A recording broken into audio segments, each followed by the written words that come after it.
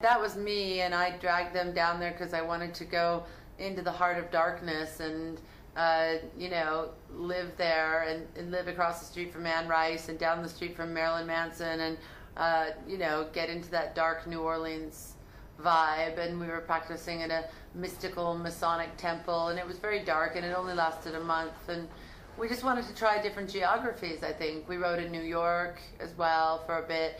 We tried writing in Memphis. We ended up writing the record in Los Angeles, which, as you might know, the record is about Los Angeles in a lot of levels. So that was the answer to our questions. And New Orleans was the first city we tried. It was 2.5, 3 years ago, and we kind of, we were just beginning, and it was like the beginning of the seeds of like indulging in a certain part of ourselves or our creative selves, and then basically the dark part. Yeah, the dark one, and then evolving on to the light, which was a year later in Los Angeles.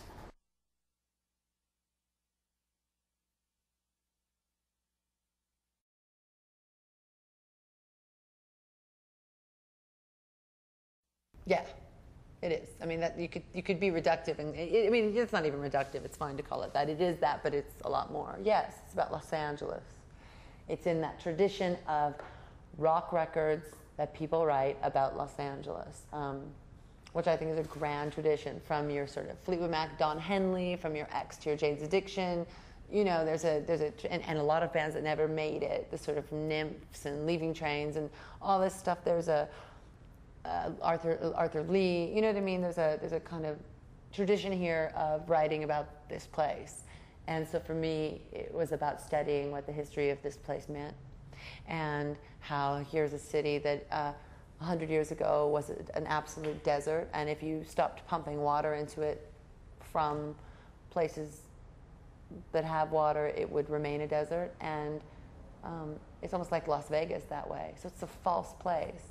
And how Los Angeles was even formed, if you've seen Chinatown, it's actually quite accurate, but it doesn't even go all the way there. There's a place called Owens Valley up here to the north, and it was this fertile, incredible valley. They called it the Switzerland of the West, and we, the Angelinos, started stealing water at night from them illegally, and they couldn't stop us. And we would, the Mulholland, whose name is all over this city, would go there and have a privatized army. And Owens Valley is now a dust bowl, but Los Angeles is this green, verdant place.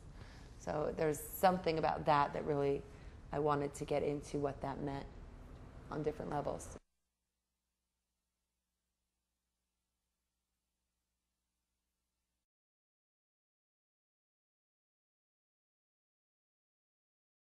Oysters, lots of them. I think the best feeling for me was like we wrote Northern Star and Heaven Tonight in the studio, and the feeling of accomplishment after those two songs were done, feeling like the album was complete now. Those were the last two songs written. Yeah, so that was like the highlight.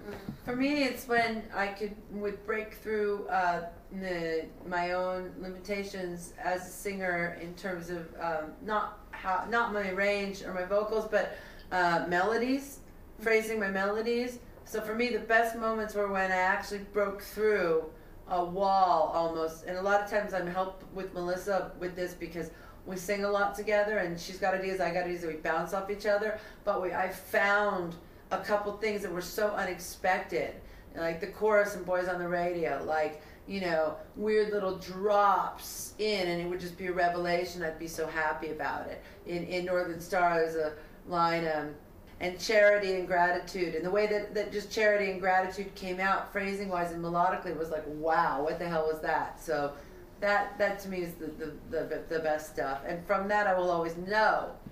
I'll always know now that the wall I see there is actually not a wall at all, and I can break through it.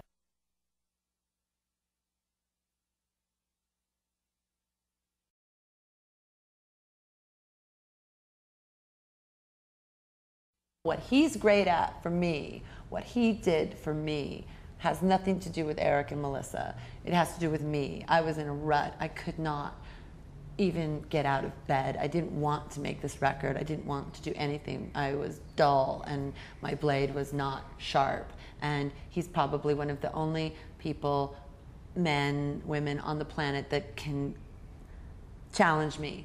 And my craft was at this place, and Eric and Melissa and Patty couldn't help me. They couldn't help me. They all have brilliance and craft, but because I'm in a band within a family context with them, they weren't outsiders enough to really just help me. And he heard the songs, and he called me. He said, I'm going to come and help you. And I said, no, you're not, because everyone's going to say you wrote everything, and I'm not putting up with that, and fuck off, and whatever. And so and so ultimately I just thought, he's so brilliant, and he's my friend, and I'm just going to let him help me. And he did, and he came in for 12 days. A very intense 12 days, but 12 days. So 12 days out of 4 years is what you're talking about.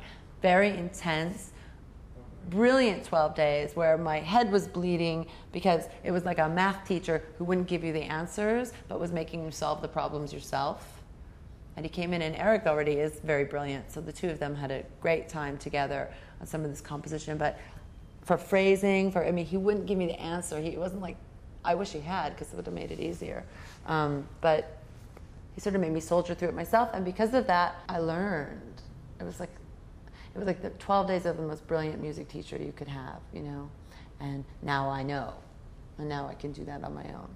So I learned how Frank Sinatra phrases. I learned what the breakdown in She Said is. I learned how Dear Prudence is. I learned how Strawberry Fields is written with 2 chords, but with a ton of different melodies over the top. I learned how you just do a half key change on the piano, and all of a sudden the song is altered but the same, and nobody's noticing. I learned all of these things in 12 days, as much as I could. And then I'm from that route, for me, with my experience with him, we moved on to this very extravagant experience that was wonderful with Michael Beinhorn.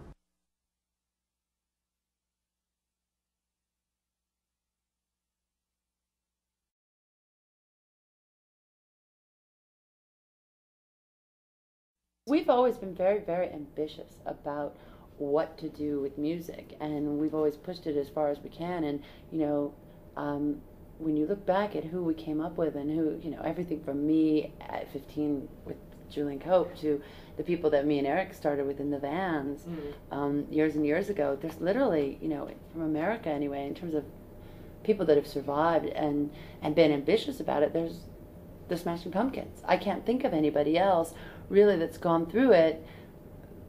It's made each one better, and it's still a really, obnoxious, if you will, confident sense of leadership about, I want to write a classic rock record. And I think, when I put an ad in the paper to start Hole, I put many little punk bands, but I put Fleetwood Mac right there. I mean, if you look at the records, if you look at the lyrics, you'll see that it's a very even progression. We just need, in order to make a classic rock record, I think you need some time. And I think you should, it's sad when really talented bands have to like rush back into the studio, because I'm missing records that I should be getting.